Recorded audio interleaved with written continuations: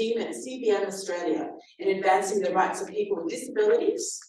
And she focuses on meaningful and systemic change.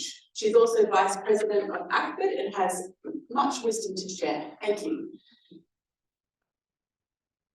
It's always a worry about wisdom, isn't it? Thanks everyone, and I would also like to add my acknowledgement of the traditional owners of our land.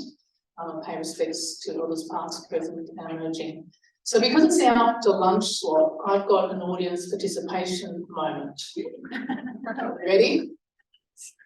So I would like you to put your hand up if you have a family member, a colleague, a neighbour, a friend who has a disability. Anyone in your orbit. And I'd like you to look around. There are not many people with their hands down.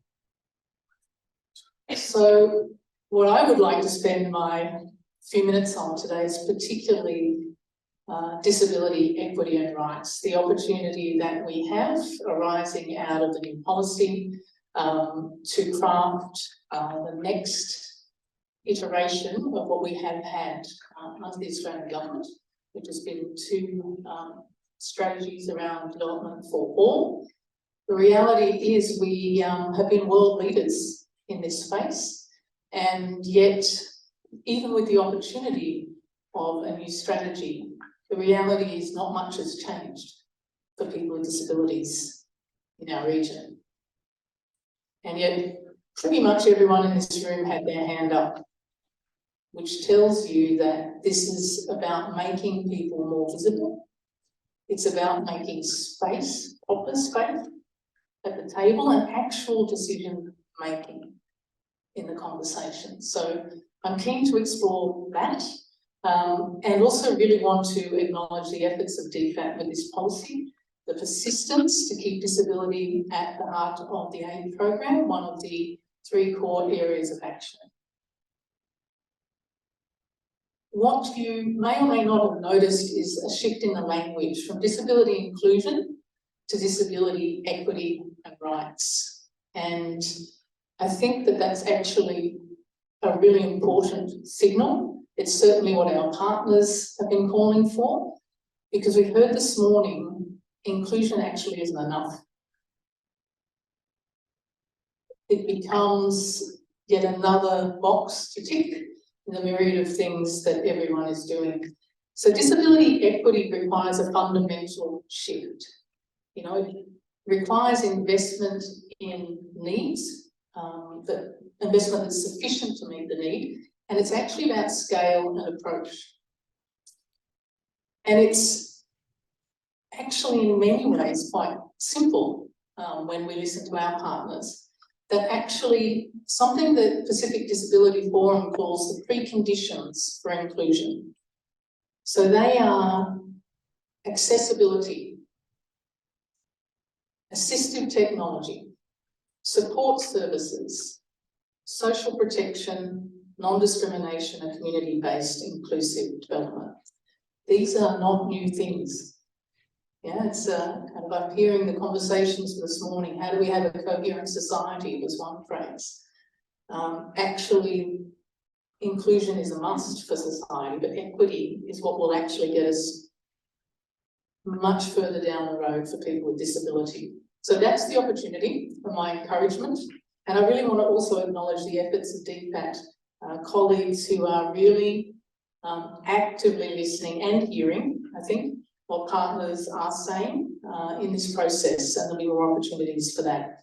But to give you an example, you know, in many settings, only 5 to 15% of people with disabilities get the assistive device they need.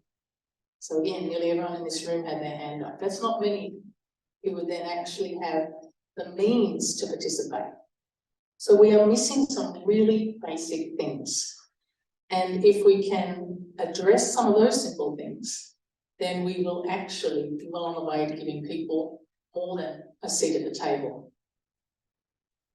Another example we hear a lot about, and it's really important, is disaggregated data.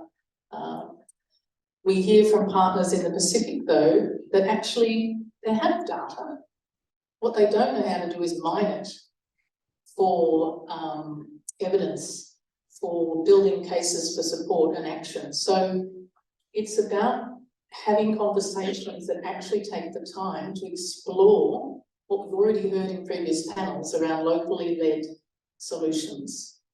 And another example that's in that assistive technology space is just hearing from a partner a week or so back that actually just pre-positioning assistive devices ahead of disasters would be a huge win. So quite simple things at one level, but we fail to do them. So this opportunity is about let's make that real. And in that spirit, I think the other thing that I'm particularly advocating for, and CBM is advocating for, is around ensuring that there's actually something measurable. How are we going to hold ourselves accountable? Where will the targets be for disability equity? Those mechanisms actually matter because we can't track progress, we can't actually increase the likelihood of success, and we can't hold each other to account. Another couple of points. One, or combined one, is intersectionality and the twin track approach, which we heard about this morning. We've heard again that this is about tackling unequal power systems and structures, and actually the requirement in the DPPs to reflect a really context-specific analysis means we must go really deep into this question. Yeah, what does it really mean for marginalised groups? What does it mean to take an intersectional lens? That means we are actually addressing the needs of those groups. It's not about rolling everything together. It's not about merging marginalised groups and responding in bulk. It takes, again, time and nuance to respond. So that sense of needing distinct analysis, expertise, investment and response. And then the last theme was really on partnership and capability. And we've heard plenty of that today as well. And I think that sense of recognising local leadership. So Michelle spoke about it earlier, women's organisations. Dare I say that actually organisations of people with disability are even further down the run of getting any share of funding for action, for their agenda, for the things they know actually make a difference, for the things they've been telling us about for decades. So that commitment to deeper engagement is really key.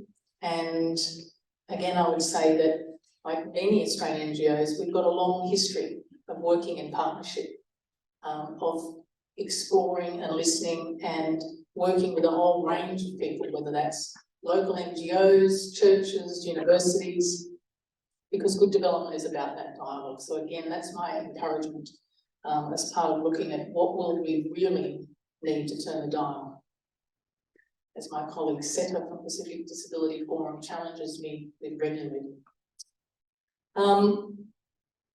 The capability piece, I think I would really just offer the idea that there is a sense of understanding that so much opportunity rests at coast now with the DPPs. How are we going to equip that process? How will people have the support to engage well, both from civil society but the team of DFAT? How will we get the level of technical capability to address these issues? So that's in the challenge space, but a huge opportunity, because I think our reflection in listening to partners is we have had good policies from the Australian government. They are often not implemented deeply enough in the places that matter. So how do we make that reality come about? Because there's such a great opportunity here. I really want to welcome the policy, the emphasis on disability, along with gender and climate. And as we've heard, it's going to take everybody. It's going to take clarity, collaboration, and catalysing for everyone to benefit from the development policy implementation. Thank you. Thank you for those wonderful insights. And, you know, I think particularly when you're sharing as well about the extent to which local disability organisations are recognised and funded. I mean, that is just so crucial, particularly when we are talking about locally led development. And thank you for so many great points, which we'll come back to. So I'll just hand over now to Dr. Maria Tanyag, who is a research fellow and senior lecturer in the Department of International Relations in the ANU Bell School of Asia and the Pacific. She was awarded her PhD in Politics and International Relations from Monash University in 2018. Maria's research agenda is motivated by the grand challenge of understanding gendered insecurities, contestations, and transformative politics in the context of multiple and intersecting crises. She focuses on the Asia-Pacific region and the Philippines in particular to analyse multiple sites where conflicts, disasters, and economic recessions occur. Thank you so much. Thank you. It's a great honor to be in this forum. I'm very thankful for the opportunity to speak and share my insights. As Annabel mentioned, my contributions stem from being a researcher, primarily looking at the Philippines, but moving more towards comparative analysis across Southeast Asia and Asia and the Pacific more broadly. And in my contribution, I'll raise three points that speak to the theme of inclusive development. The first is really taking seriously the context that we are in now, where 3 years after the pandemic, we are dealing with massive reversals in development. And we're talking about how we are now in a context economically far back more than the global financial crisis. We're talking about a human capital crisis in the next few years as many schools have shut down, young children not being able to access education during the pandemic, lack of access to sexual and reproductive health. All of these we are going to be dealing with not just now, but in the next decades or so. And so this context of reversals that we are dealing with is in fact going to be what is a grand challenge for international development over the next few decades as well. If we go by the most recent set of IPCC reports, the kind of security and development landscape that we are facing is going to deal with multiple hazards, multiple risks happening simultaneously. And as a Filipino, I think I have lived experience of what multiple overlapping crises mean. So the last few years, countries in Southeast Asia and the Philippines in particular, but again, some of these are observed in the Pacific.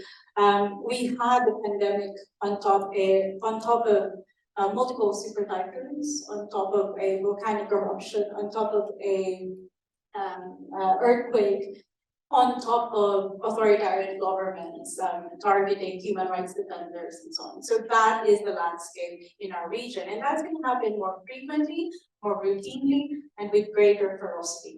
So the grand challenge then for international development is how do we not just address those reversals, but ensure that the kind of interventions that we are doing now can withstand further reversals, not just even maintain. We know resilience, build back better. But the challenge is how do we grapple with multiple crises happening at the same time? And that's something that I hope we can pick up on. Some of the lessons that we are learning in the region, and again, led by people who have lived through these multiple crises for a long time now, is that the challenge is that you do have two things. More likely that there are forgotten crises. All throughout our region, there are acute places where protracted conflicts have led to people in displacement camps for almost all of their lives. More than 4 decades experiencing displacement from conflicts, only to be further displaced by disasters. And again, with climate change, with multiple different climate-related risks displacing them. And these forgotten crises struggle to get political attention and struggle to get resources directed at them because the international development sector is fighting on multiple fronts. And again, we can think of many examples in our region that speak to these forgotten crises. The second, in addition to that, forgotten crises, is really the challenge of how do we actually make full use of the limited resources that we have. And the reality is these resources are going to experience further strain as we deal with multiple crises simultaneously. So the second lesson that we are seeing across security and development is the challenge of integrating agendas. So how do we think, how can we ensure that all the different agendas align and that they do not counteract or further reverse the efforts? A good example of this is the way, again, is to focus not just in, when we talk about performance-based indicators and measuring successes, we start paying attention to interaction effects, right? So to what extent are our investments in economic programs actually reinforcing or counteracting investments in gender equality programs? To what extent is our foreign policy counteracting or aligning with our climate policy? Because again, the future is that a lot of interventions might actually be counteracting the kind of interventions that are being done in the development space. If we are, for example, not thinking about aligning development with climate and peace building, we are going to see, especially in our region, all of these interventions reversed by another political crisis, another pandemic, or as we know, the ever-increasing visibility of climate risks in our region. And so what that means then, and I'm reminded by Audrey Lord, any chance I get to bring in Audrey Lord as well, is this line that she once wrote, that there is no such thing as a single issue struggle, because we do not live single issue lives. And yet we are all programmed to think in silos, that there's a climate agenda space, that there's a gender equality space, and that there's a security and a development space as separate. But in fact, the challenge for us is to work across those interaction effects in the next few years. And then finally, and this is something that I hear a lot as well as a researcher, is the challenge of how do we actually apply intersectionality? And for better or for worse, intersectionality has given way to a politics of oppression Olympics, that we try and find the most vulnerable, and often that's through out of our own good intentions, right? But what happens when it becomes implemented is that we start putting different groups in competition with each other. We start creating hierarchies, rather than, in fact, intersectionality emerge to understand not just what differentiates us from each other, but actually what connects us together. So what does that mean for development and foreign policy and security? I think it's to start thinking some of the lessons that we are already hearing in the previous panels, right? Is to think about development, again, really not as an act of charity, but as an act of solidarity.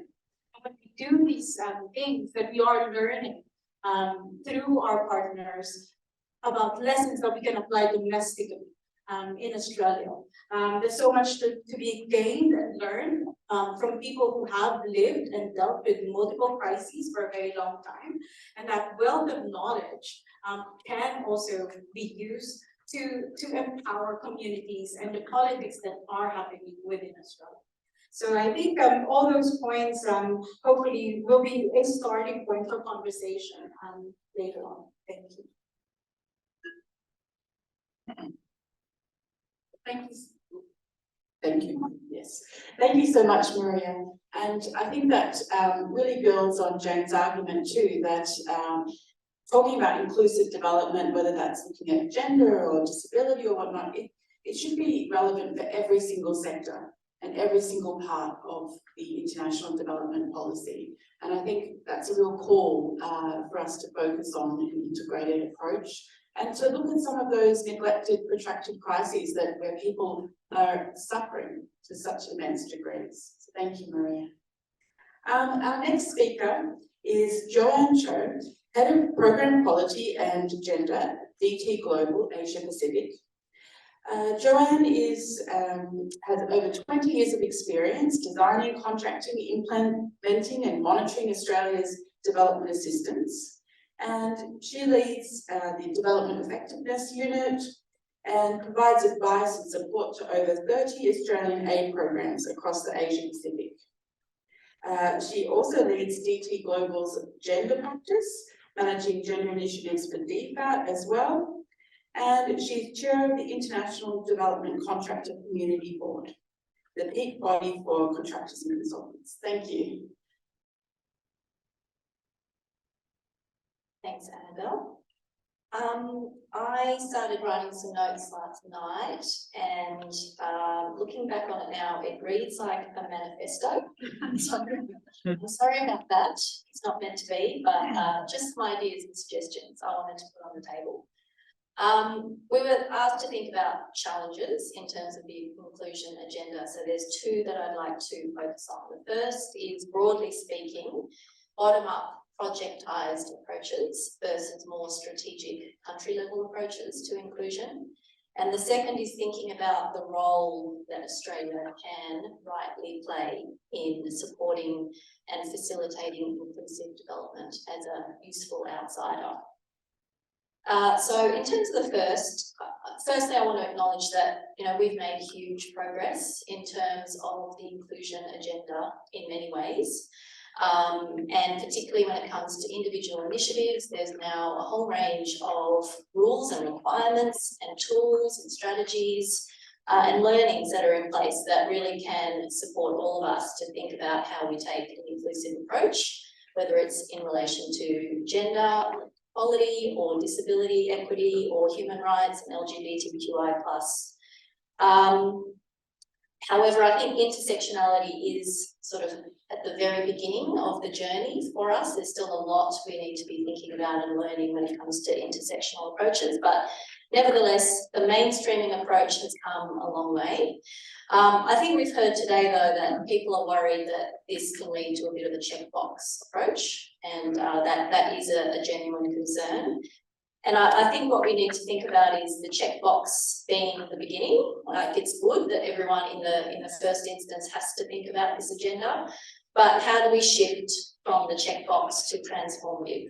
And we've heard a little bit this morning about transformative approaches. What do they look like? How do we get there? And to me, I think that means that for every initiative, every contribution of resources, we have to be asking, how can this initiative make the most strategic contribution possible to moving the dial on social norms, behaviours and attitudes that are the basis of discrimination? And of course, we can't expect every project by itself, with limited resources and timeframes and all of the other things it's trying to achieve that alone. But it can make a strategic contribution. So the question is, how do you make the most strategic contribution possible?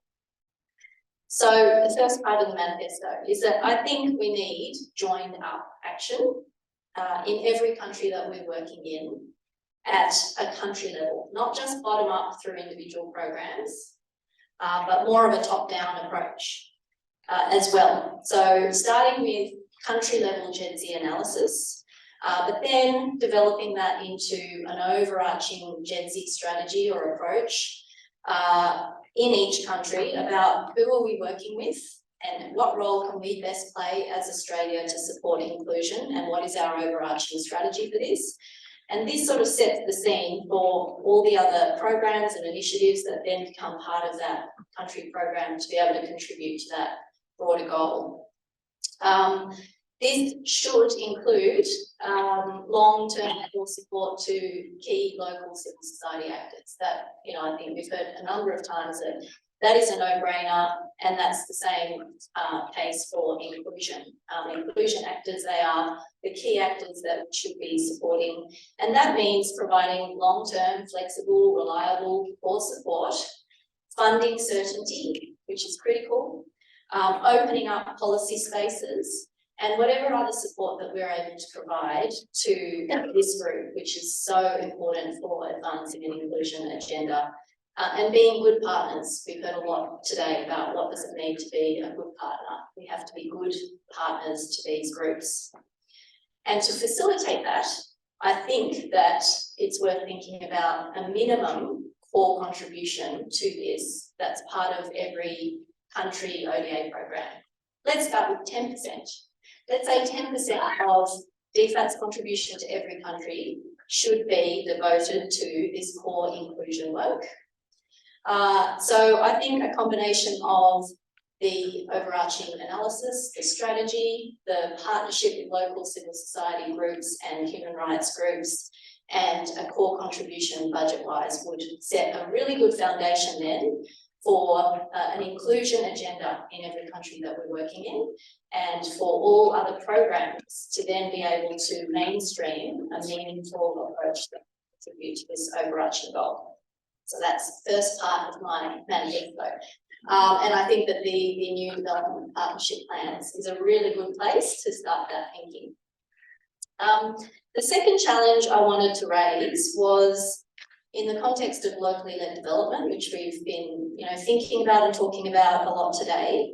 What is the role of external actors like Australia? So we want to be good partners. We've all been talking about that. But a lot of the time, we do focus too much, or sometimes exclusively, on our own needs and requirements at the expense of our partners. Our deadlines, our reporting and compliance needs, our processes, our expenditure targets. And so, of course, we all know that, and we're all talking about how do we shift from that, how do we change, how do we move. But we also want to respect local context. At the same time, when it comes to inclusion, we are consciously and deliberately trying to help shift local context. And this comes with accusations of colonialism, of bringing external Western donor views and agendas, and it immediately loses legitimacy in a lot of contexts. So this is just a genuine challenge that we have to face in this area. So how do we address this challenge? It is, of course, as we've already talked about, by providing support to local actors who are committed to inclusion, coming behind them, empowering them, and supporting their leadership in whatever way we can. It is not by imposing our language and our expressions and phrases and ways of conceptualising equality, and we have to be really mindful of this. And this is not easy in a sector that's full of jargon. And it's also not by imposing our vision of what should be done and how it should be done. And we have to be really careful that we don't end up talking to ourselves and preaching to the converted. So we need to come behind local actors who are personally motivated and driven to create greater inclusion in their own societies, and they've got their own ideas of how to achieve this, using language and concepts and strategies and approaches that resonate locally. So in closing the manifesto, I think we should not so much focus on the projects, the end of program outcomes, the targets, the strategies and the milestones. Let's focus on the people. Who are the local actors who want to drive this change?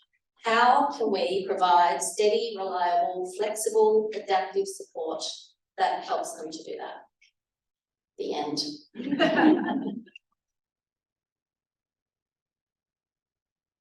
Thank you so much. I think we haven't had enough manifestos today, so I think it's very important.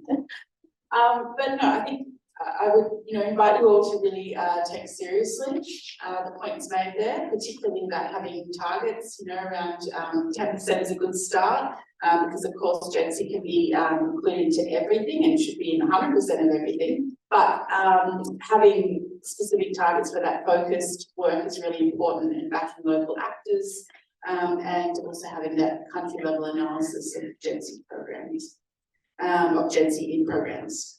Thank you so much. And I'd like to invite now a very famous Sarah Goulding, Assistant Secretary, Gender Equality, Disability and Social Inclusion Branch at DFAT. Sarah is currently in charge of the development of the different strategies being worked on around gender equality and disability and LGBTQIA+ rights. And Sarah oversees many different components of work at DFAT, and previously she held the position of Senior Specialist Gender Equality. She joined DFAT in 2003, so she's got a lot of wisdom to share. Thank you.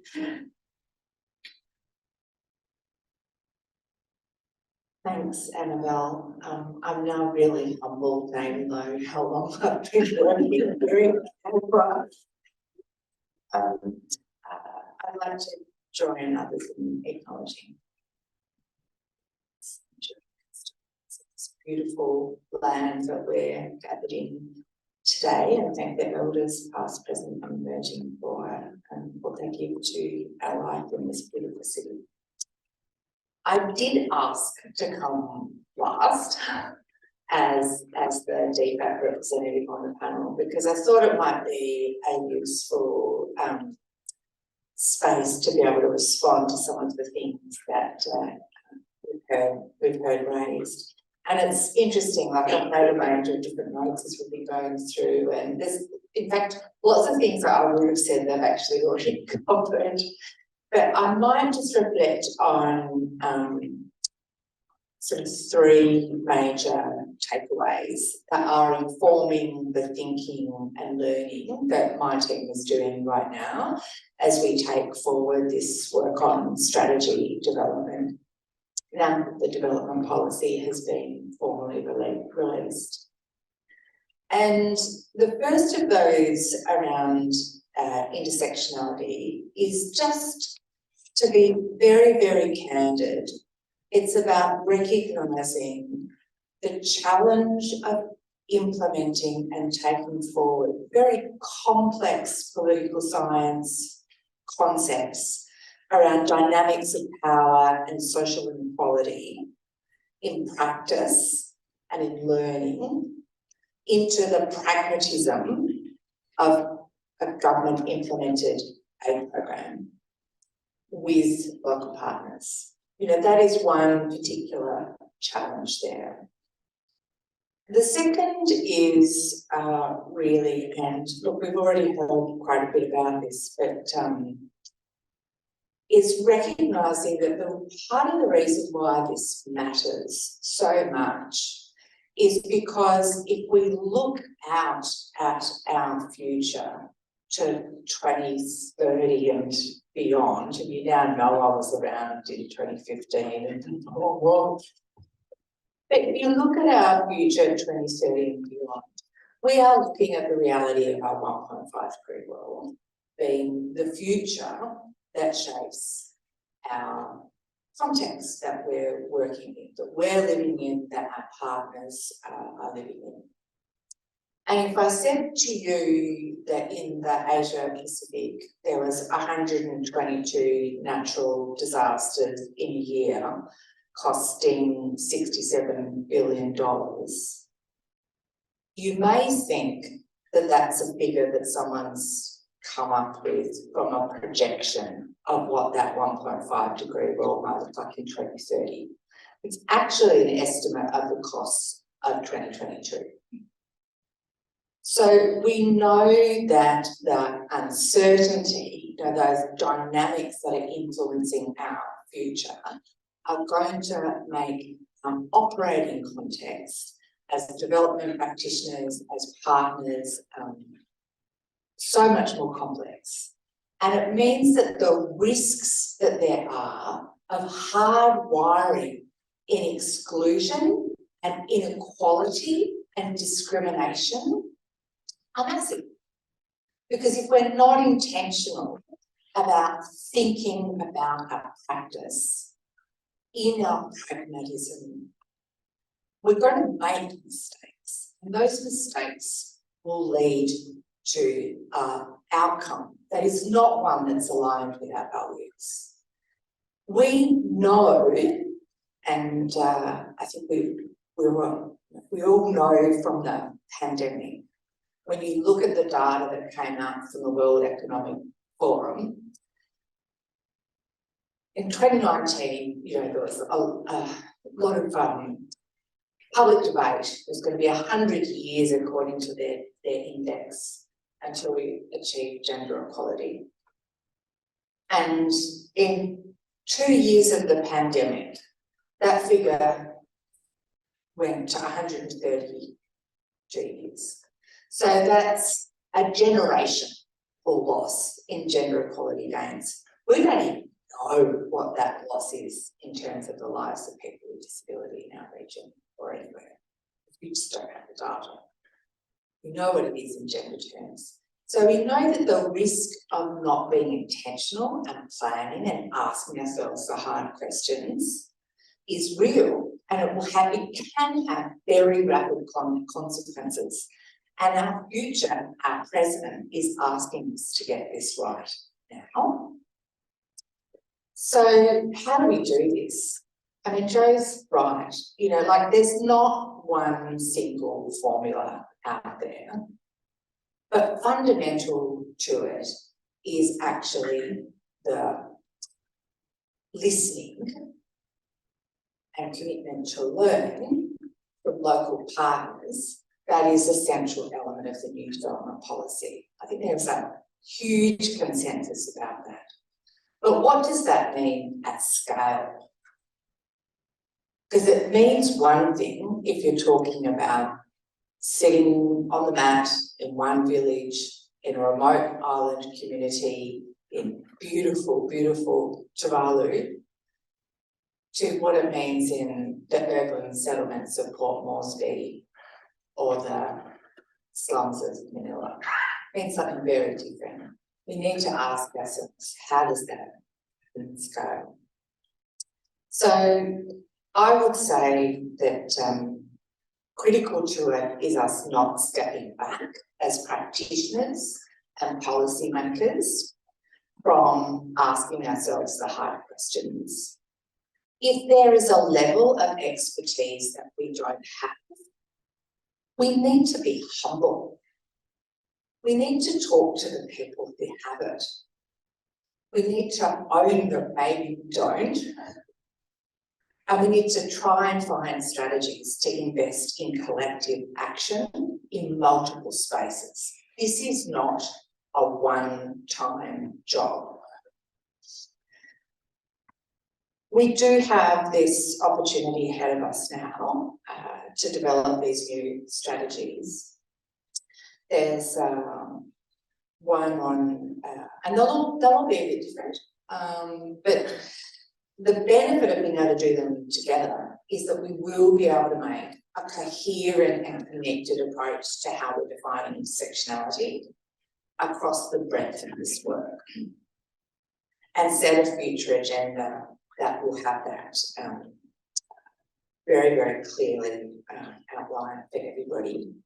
So in the space of disability, equity and rights, the type of conversations that I've been listening to from partners in the region are ones where people are bringing together their frustration, their ambition, their sense that in the pandemic they were just rendered to invisible in many ways, including through our actions, to seeing very tangible, practical impacts that will change lives.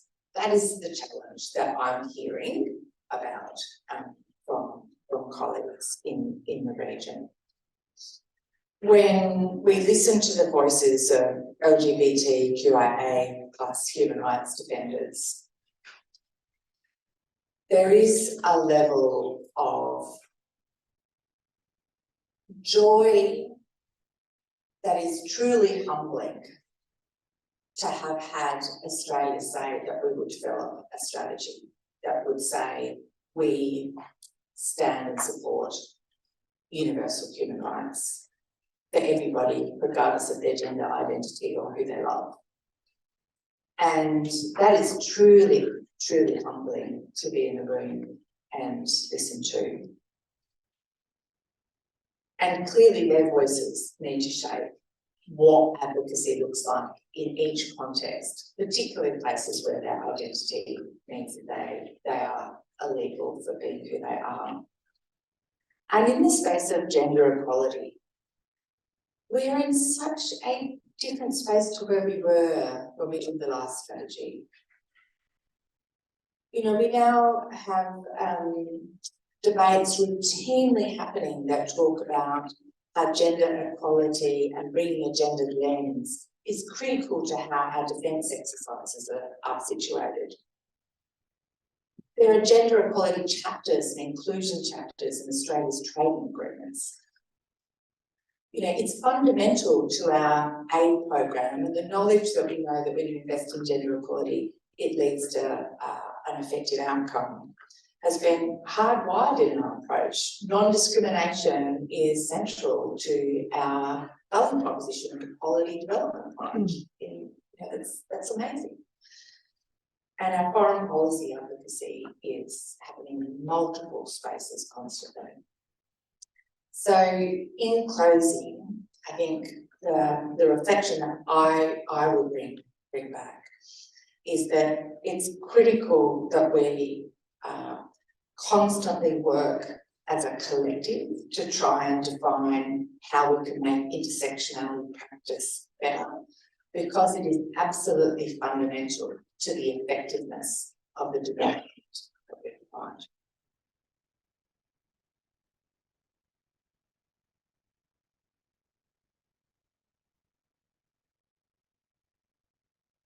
Thank you. Thank you. Thank you so much, Sarah.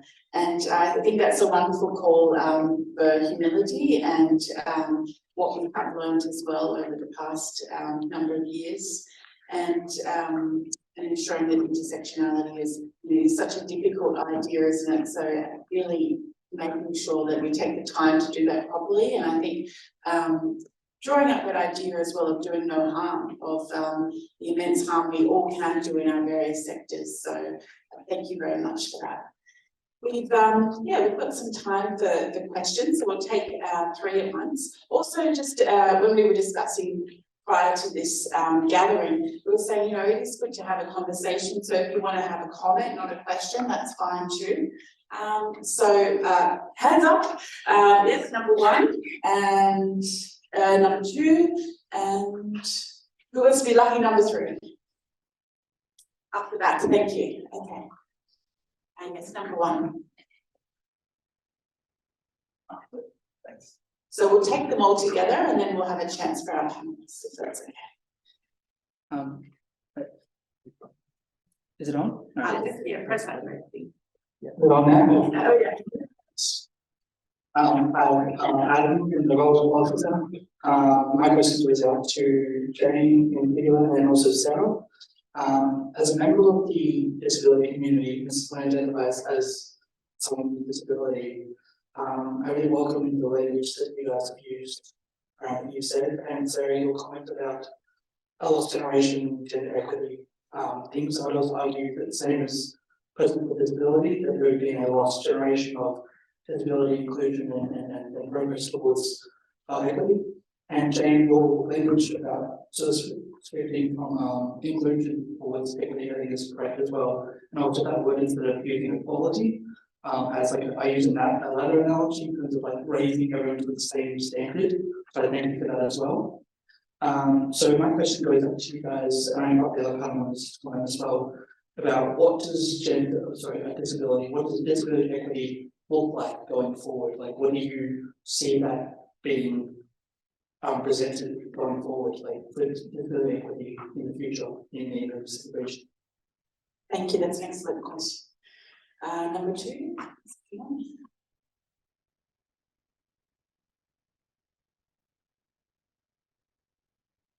Thank you. So of course the ambition for ensuring all new investments in over 3 million include gender equality objectives, and ensuring 80% of investments address gender equality effectively is fantastic. But how do we make sure we are still prioritising our efforts for the greatest impact, as Minister Conroy posed these challenges earlier? So protecting against gender washing, as you mentioned, but also reconciling this with our priority to be listening and responding to partner priorities. Thank you. Oh, and can you just say where you're from too? Sorry, Jessica Clements. I'm a partnerships room instructor through EY. Thank you. Excellent. Thank you for a wonderful question. And the question was at the back. I could probably project my voice out. We need it to the Oh, line. Okay, yes. being inclusive. Brian Gleeson with PhD. Thank you very much. Panel. Oh, sorry, you might just have to press it, yeah. So, okay. Thank you very much for the panel. My name is Brian Gleeson from GHD. I think we all realise that we live in a male-dominated society that's not shy from that, and particularly where we're working in a lot of countries where we all value cultural sensitivity, diversity, but we are, again, living under a regime sometimes, or a system where, you know, again, men are in decision-making positions. My question is around the issue of violence against women. Didn't hear too much talk across the panel about that in specific terms, but it is the biggest challenge we're facing.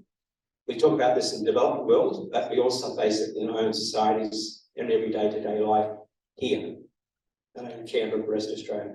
So I'm just interested to hear from the panel's perspective, particularly from DFAT, how, you know, the strategy will bring greater priority to addressing issues, particularly against violence against women, and how we can see greater levels of impact in terms of some of the programs going forward, because this really cuts across all aspects of diversity.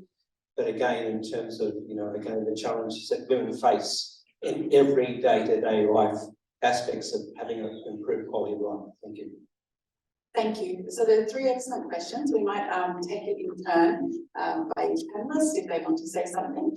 Just to briefly recap, the first question is around what exactly does it mean to have disability equity as opposed to previous approaches. Then the second question is around, I guess, concern around it being locally led development and having the greatest impact, particularly with these targets. And the third question is around the extent to which violence against women will be prioritised in the new strategy. Thank you. Thanks, Annabel. Well, I'll certainly respond, Adam, to as best I can on disability equity, because I'm instructed in a great deal of learning by partners, really, and their expression of this, which will be fair to say they are still defining. But certainly what we talk about and what we hear is, how do we move from a scenario where children have the opportunity to actually get to school, to finish school, that people with disabilities have meaningful employment. There's 472 million working age people with disabilities in Asia Pacific, and the kind of work they do is precarious, part-time. It is not what our partners would say, so the kind of meaningful work that they would want to see people with disabilities have.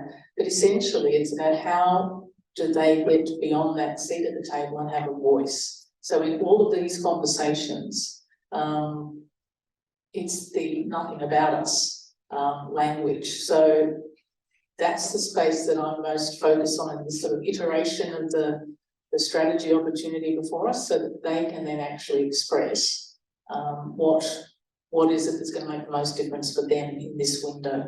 But certainly this idea of ambition, real change, is what we want to see. In terms of gender-based violence, again, women with disabilities, which is mostly the group I hear from, of course, experience that at far greater rates. So our work with them is very much around, again, support to them, what will enable the community around them to find a sense of actual inclusive practice that means stigma and discrimination actually reduces. And I think that's the thing I've most learned in communities, that once people are actually given the space to speak into this, the stigma and discrimination reduces, because it's our experience of people and humanity that changes us. But at scale, I think I will leave my DFAT and gender expert colleagues to speak further. Thank you. I'll just speak to the last two questions, and I'll also defer to the expertise of others. In terms of prioritizing resources, the good thing about this is that we already have the starting point. Development is the permanent background to all crises, and that's development that is framed with people and planet at the center. So we have pandemics, we have economic recessions, we have climate change, but what actually is the bedrock of flourishing and happy lives is ensuring that people are able to maintain caring relationships, are able to access resources that fulfill their own idea of what makes a good life. And that's development, right? But it's reorienting development in a way that actually puts people and planet at heart. And we can really unpack all of that, but at the heart of it is development is a permanent background. So we have good starting points in terms of our orientation. The second about male-dominated systems and violence against women, it is also an important area where we can apply intersectionality, right? Is to understand that patriarchal systems are not monolithic, that we can read power in terms of gender, race, class, ethnicity, religion, and so on. And so that's an entry point to understand or identify male partners or male allies. And reading that within existing structures, while important decision-making power are often in particular areas, there are people who are very aware about the social, cultural context. The emphasis on reading context and history matters here to identify entry points, to disaggregate what is often represented as a monolithic entity. And that has important avenues for addressing violence against women, because we know that if you have male champions and male allies who aren't always from the same political clans or allies who are working in different religions. A good example that I often draw here is working on Philippines, for example. And in the past few years, there were strong resistance around sexual and reproductive health from Catholic leaders. When in fact, Muslim leaders, even at the very start, expressed support, right? And actually champion sexual and reproductive health. And of course, there are different dynamics to this, but it's reading structures of power, not just in terms of gender, but also religion, class, as entry points to addressing complex issues and problems. Just on the second question about aiming for greatest impact whilst listening to our partners, I just wanted to flag something that I think DFAT has been supporting in the region for at least the last 12 years through the various iterations of the Pacific Women Program, which has been around facilitating spaces for partners to come together and learn from each other and to share ideas and build coalitions, and through coming together, be able to do things better. And I think that's been a really important and valuable role, something that Australia and other donors are able to contribute very usefully to the space that enables local partners to learn from each other and work together for greater impact. Just in terms of gender-based violence, I think this is a classic area. Thank you for raising it, Brian, and I agree it's one of the most disturbing manifestations of gender inequality that does impact on women with disabilities in particular, and also results in people being permanently disabled.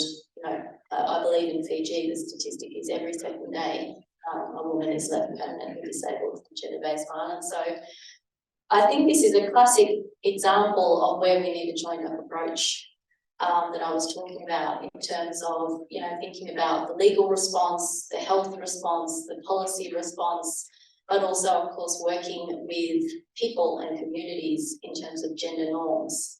And we know gender norms underlies everything, whether it's gender-based violence or women's economic empowerment or women's political participation.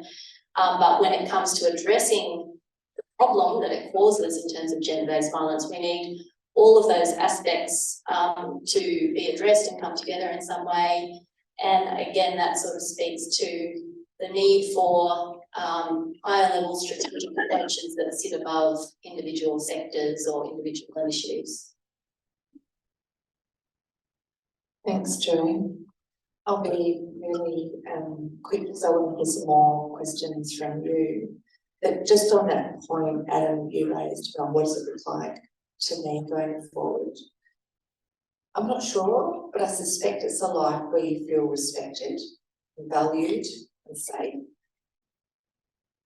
So one of the first questions that we'll be asking in the Disability, Equity and Rights Strategy is, what are your priorities?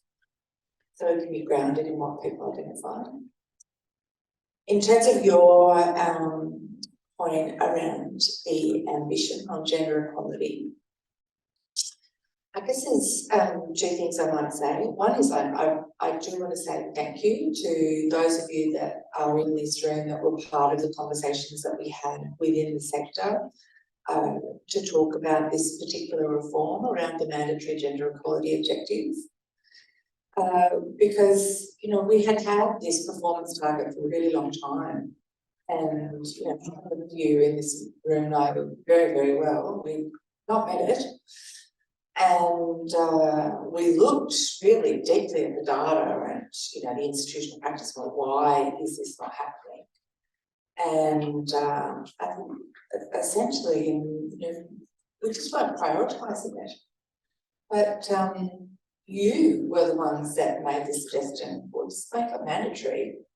And then that selection element, that contestation, will not be a debate anymore. So if it's a requirement, then we'll do it. And we know our practice will be better.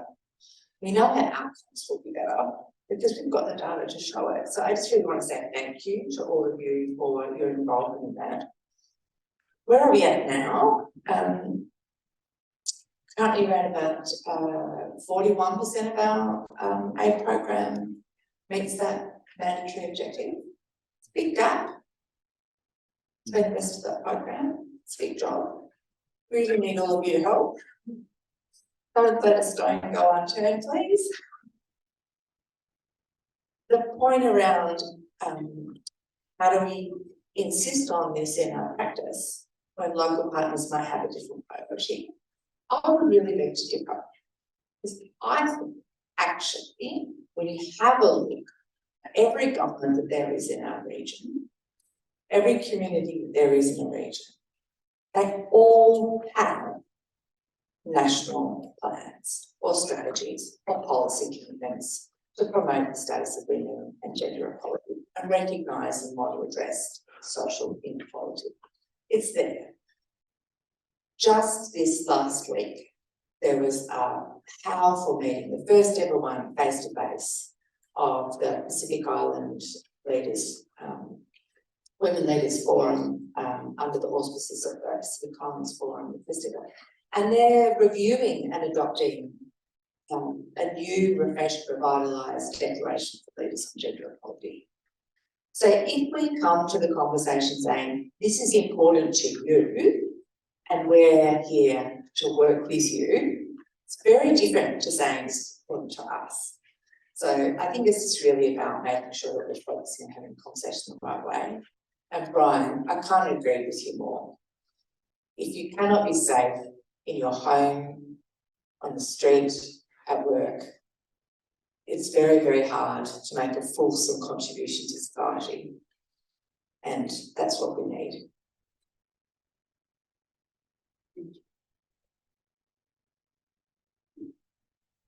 Thank you, wonderful responses. We've got more questions. Starting from 1, 2, all right, and 3. Okay, thank you. We should have time for more after as well. Right, yeah. Oh, it's great. If you've got a microphone to go, please. Oh, yes, great. Okay, please. Okay, it's working. Yeah, wonderful. Brian Coram with Flayden. So I wanted to ask about motherhood penalty. This is something that comes up with women's participation in the workforce. as we implement programs, we are encouraging people to go to the workforce and, they're trained, they're skilled, they're in the workforce. And then they become mothers and they're back on the home front. And it is just so hard to bring them back to the workforce. So the question is, what are we doing to ensure that the support structure and the care structure is also there to sort of, go against these structural impediments that are already there in different cultures and different societies and communities that we're working with. So that's one question. And the other one is actually going back to GBV. We're training women in different cultures and different communities, but sometimes giving them opportunities to work, they come home and then they're faced with gender-based violence. And when we're reporting in our programs, we're talking about how many people got trained, we're talking about their earnings and all of that, but sometimes we're not actually capturing the violence that's taking on the home front. How are we going to be accountable for that? Thank you. Because there were two excellent questions, I'll let you have two, so that's okay. But thank you. And yes, over here we've got the mic ready, so yeah. Yes, excellent work for technology. Joanne from Pay International. I want to preface this by saying I am a lumper, not a splitter, but I'm going to ask something that sounds a bit splitty, but it's not actually. Really welcome the direction of travel for the new strategy and welcome the fact that it talks about young people as one of the groups that experience social exclusion and marginalisation. But another observation is the strategy itself doesn't seem to make a priority of young people or intergenerational equity to the same extent. And we feel that's important in a lot of spaces. Climate change, adaptation, loss and damage, the burden will fall on young people. Inclusion around leadership or changing norms and standards that are important for addressing societal issues around inclusion, peace building, conflict prevention, livelihoods, the list goes on. So my question is, are we sufficiently focused on the intergenerational along with the intersectional? And that's not about creating a carve-out for programs for young people, it's about a pathway to achieve all those other things that we want to do with the view to the sort of intergenerational timeframes. Thank you, that's a very important question. Thank you. Sonia.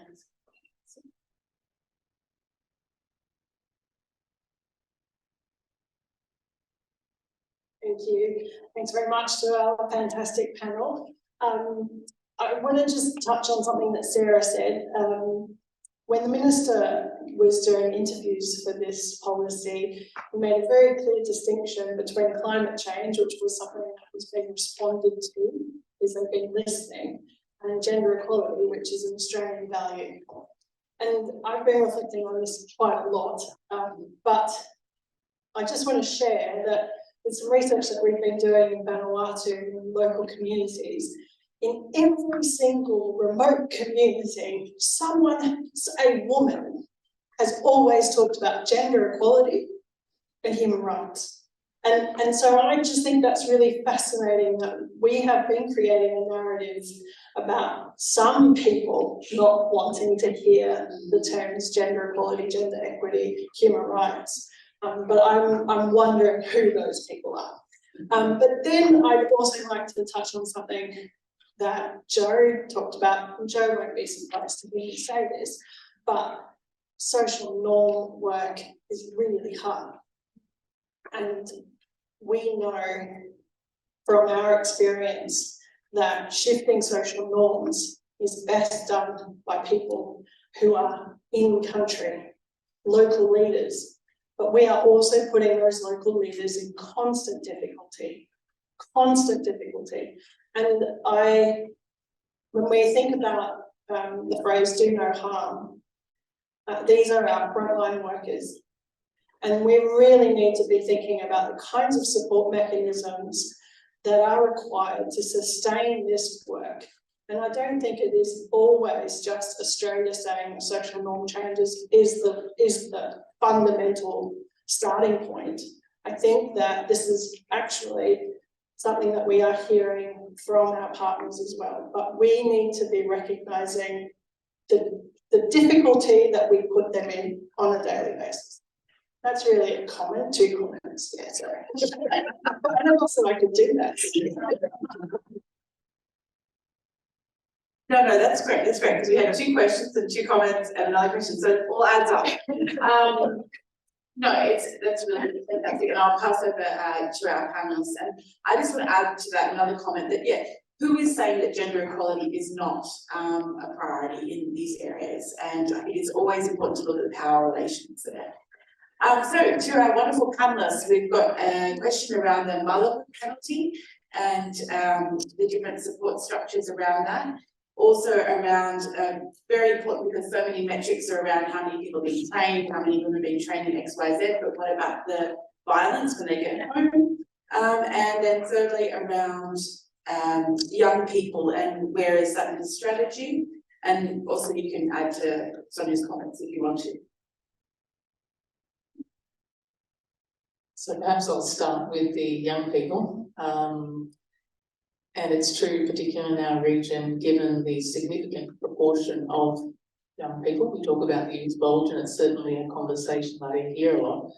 And I think it's going to come down to that analysis that actually needs to examine who is it we're talking to or about, who needs to be considered in that thinking, and that responses are drawn as a result of that analysis. And it was interesting to be involved in the disability conference in the Pacific earlier this year and seeing the youth actually come together around outcome statements. I think it's a good challenge though, because the question would be, is there that kind of representation in the senior levels of organisations of people with disabilities? What are we doing to equip young people to step into those spaces more?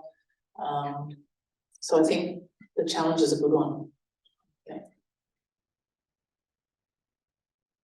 I'll be brief as well, and hopefully I think what I'll say will touch on some of the points that have been raised and kind of like a thread that connects the intersectional and intergenerational motherhood, GBV. I think one of the concepts that I haven't heard yet is care economy, and for a while it was quite a big thing, right? And it's absolutely relevant and central because caring relations, again, is very much tied to development, and how do we make sure we make investments long lasting is looking at who gives care, who receives care, the kind of support that states provide to enable care, how economic policies impinge on care. I think these are all relevant to when we think about young people, for example, the kind of care that they receive, and in some of these places that we are talking about in the region, that they are expected to also do care. And that touches on expectations around motherhood, and the motherhood penalty is because there are imbalances around care and how we understand and value care. And that goes again to the question around GBV training and seminars. To what extent are we addressing an equal gender division of labor, which is again expectations around who's giving care and who's receiving care. And then finally, more recently in the pandemic, we've learned again that we are seeing distinctions around care, who's an essential worker, who's a valued worker and not, and often that falls along gendered and racialized lines. So hopefully I'll just put that and remind us that we do have some of these concepts, and we need to keep coming back at them because they'll keep, they're like zombies, they'll keep coming out, and care is one of that. I think just on care, a piece of research that CARE, I think, did in the region was really interesting in identifying the caregiver role as being a super norm. I don't know if anyone's read this report, it's fascinating. I mean, the idea of men being leaders, that's a norm, and women shouldn't be leaders, but women can be leaders as long as they look after, somehow take care of the caring responsibilities in the household. But if they traverse that, then all bets are off, because caring for women is a super norm in, I think the case with Vietnam. So I think you're absolutely right when it comes to understanding the norms that are sitting underneath this and thinking about the role of women assumed to be the caregivers being a really fundamental one that needs to be considered, not just in terms of policies, but also in terms of the social norms that are underpinning it. I'm aware of some work that's going on in Indonesia through the Prospera program. They're actually undertaking a RCT. I think the Minister mentioned RCTs this morning, where they're looking at what different kinds of interventions that might have an impact on women returning to the workforce after motherhood. And so they've got different controls and looking at whether access to childcare, access to training and job support finding jobs is going to make a difference in terms of the result there. So I think there's some interesting work going on, and it would be great to have a greater focus on that.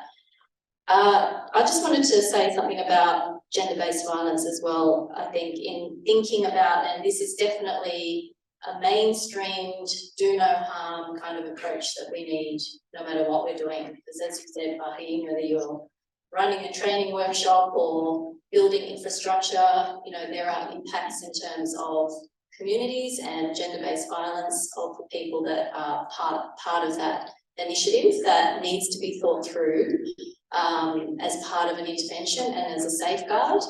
And it's really critical to think that through from a welfare perspective and have measures in place, regardless of what kind of program it is, and have organisational policies in place that can also support, the people that you're working with. So absolutely agree with that. Thank you. After everything that you've been said, I think I'll just say the key takeout from your questions and from this comment for me, series of comments, is that this work is complex. There's not one single solution that's going to work in one setting. We need to approach this conversation with curiosity and openness and humility, because in none of these spaces have we got this right at home. So I think as long as we're asking ourselves the question, is there a motherhood penalty? Are we doing harm? How? Who is around the table? Is there a diversity of ages there? What's the demographic profile of this country? If there's not, why not? Who are we listening to? And are we listening to the people that are telling us just what we think we need to hear? Or are we listening to people that are telling us things that are uncomfortable? Yeah. Yes, I think we've got time for 3 more questions. Yeah. Sorry. 1 here, yep, 2, 3, yes. Yeah, if you've got the mic, go ahead. Yeah. Perfect. Thank you for the great discussion. I have something to share and then a couple of follow-up questions on that. I'm Ashmita from the International Organization for Migration, and we support some of the family-centered pre-departure trainings for labour migrants coming to Australia and Nepal. Recently, we did a study on the evaluation of impacts and learning of that program. And there's some interesting findings that I wanted to share with the group here. First, upon interviewing people from the LGBTQI+ community, what we found is there is a lot of interest from the group to participate in these labour mobility schemes. However, due to the complicated local context, the environment is not as conducive for them to access support services like skills development and training. And essentially, they lose this opportunity of personal economic development that is available to a lot of the Pacific Islanders. Second, more than half of the people that we interviewed that go on these schemes mentioned that they have a close family member, either a parent or a partner or a child with disability. And third, which will not be a surprise to anyone, is that these schemes directly lead to significant increase in gender-based violence in the form of verbal violence and spiritual violence, and even physical or sexual violence. So my question following these findings is that, does the new development program have a scope of actually mitigating or providing more support to addressing these unintended consequences of the labor mobility schemes, which is supposed to be an economic investment program? And I think, as Maria said in the beginning, that we need to ensure that our economic investment programs support the development of all and actually doesn't reverse development of marginalized groups. And my second question is, and maybe this is more appropriate for the gender equality, disability, and social inclusion policy, is recognizing that it's a complicated topic. Is there any scope of providing more support services for people of diverse sexual orientations to also access these schemes and economic development opportunities? Thank you. Thank you.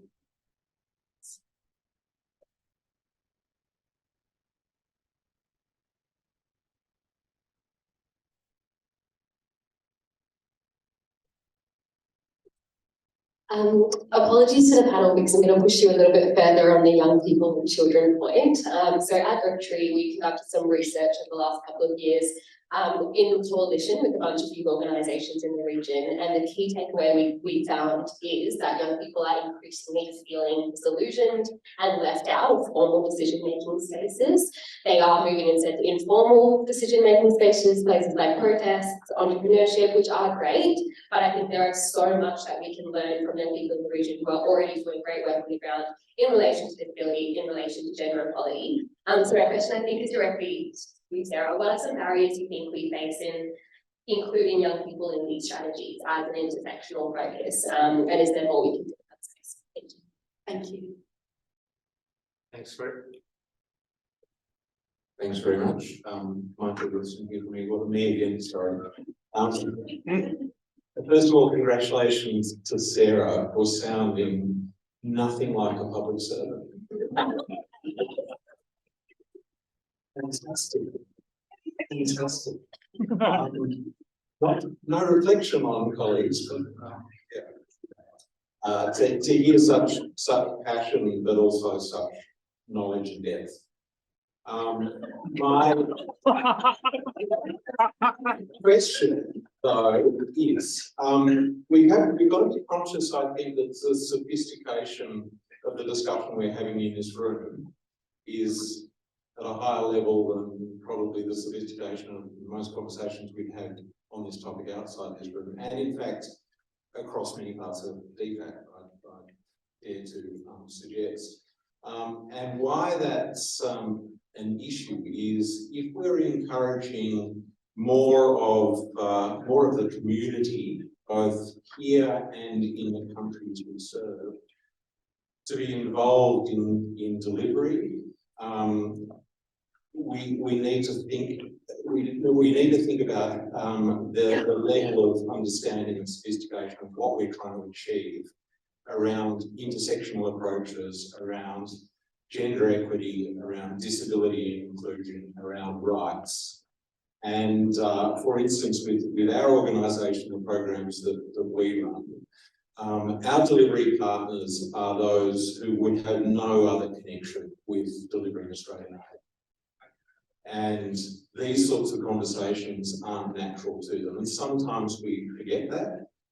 And we do what we can, but sometimes when we find ourselves coming up short compared to the normal delivery partners, the large managing contractors that are running big portfolios of programs that have skills on board like Joe's and others.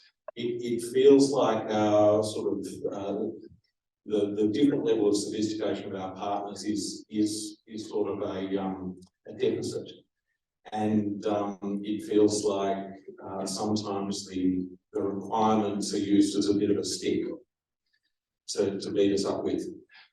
So the question really is if this enhanced commitment and I think much clearer explanation in the new policy about what success looks like and why these issues are important. To what extent is DFAT equipped to help many of the rest of us get more partners on board and really explain why it's important, and explain in many circumstances why it's not difficult to give a water program, for instance, gender equality outcomes, disability inclusion outcomes, etc. It's sometimes not that difficult, but sometimes it feels hard, and sometimes it feels lonely when we're trying to do that with those involved in the program who aren't in this room. Thank you. Ooh. Thank you. It's a great room of people, I agree. Okay, so we've only got 5 minutes, but it's okay. And so just to quickly run through, we've got the unintended consequences of the labour mobility scheme, more support services for LGBTQIA+, more about young people being excluded and the barriers to them being included, and then around the how to deal with that level of sophistication and getting people to come on board who may not be able to, who may not. You know, you guys will be more articulate than me. Okay. Given at least 2 to Sarah, and you always speak last, I'm giving you the microphone. Does anyone object? 5 minutes. Thank you so much, everybody. Look, I'll be very quick. On Palm, I'd actually really like to follow up with you afterwards if you've raised some really important points, and I'd explore it further. In terms of the point around young people, really hear you. We have a long-standing partnership with an organisation called the YWCA, which, thanks to the extraordinary creativity of a great development practitioner, developed a really powerful methodology from young women leaders in the Solomon Islands called Rise Up, which totally changes the space about how conversations to engage in policy conversations that are locally relevant, internationally informed, and socially active. So, you know, I guess you pushed a bit. I'm going to kind of push a bit back and say there's actually some extraordinary examples out there that I know that many of you have been a part of under the Australian Aid Program supports, and that's one of them. And, you know, we're really excited. Those young women through that program are leading their own consultation, actually, about the gender equality strategy. And they'll tell us afterwards what their priorities are. And Michael, I mean, it is lonely sometimes, actually, asking the hard questions. I hear you. But I think you know, people in this room know, that it's those hard questions that are core to shifting practice and unlocking outcomes. And often when I do talk to my colleagues in different parts of the portfolio, that's the language I use. It's about unlocking the toolbox, not opening it, you know. So what does success look like? Success, as we've defined it in the new development policy on gender equality mainstreaming, is new aid investments have got one objective as part of the many objectives that they may have at the end of program outcome level or the end of their outcome level. They have at least one plan in place in their design to meet that, and they've got one indicator to measure success, and they report in sex disaggregated data. That is a pretty small first step to step onto, and that's the OECD DAC requirements for the gender marker to be significant. So I reckon we can do it. And every time I've outlined that to someone, they've been like, oh, okay. So I wish you many more okay moments in your hard conversations. Yeah, I'll just address Michael's loneliness. I think that might be why I'm asking so many questions today. I'm lucky enough to work in a big organisation with lots of programs and lots of gender practice going on, and we have a community of practice, and that's how I learn about a lot of the stuff that's going on. So I can't speak more highly of communities of practice, and maybe as a bit of a call to action, I mean, something that Jane and I were talking about in the break, inclusion is an issue that is too important for us to be divided by competition or who we are or which organisation. We should have communities of practice on this across the board and be learning from each other on how things are happening and what's working and so on. And I think that would be a really good thing to see happen. I think just to close as well, my contributions really echo the kind of inputs from everyone, and just to also address the point about how do we bridge differences in the sectors and workplaces and so on. I think a lot of this, and this has been raised already earlier in previous panels around knowledge production and translation, because all sectors have their own jargon. And for me, what I've learned as a researcher is also engaging with different practices and sectors, and that we all learn and go through collective action, but also translation. So there's a lot of knowledge out there, and we can learn from each other, and it's an act of translation. So how do we actually bridge those silos and divides to speak in some way and in the same language and in the same vision? I think for me, that sense that you started with, Maria, around we don't live single issue lives. To me, that sort of sums up all of this conversation. And so how do we collectively work towards that, recognising that there are many challenges, but the spirit of the policy and the opportunity to work with partners and actually, again, keep creating space for them. That's really my takeaway from listening. It's not new. There's a lot of fundamental, just good practice that if we were doing more of at a grassroots level, I think we would then find different conversations happening. So. Oh, and thank you so much to 4 amazing panelists. Thank you.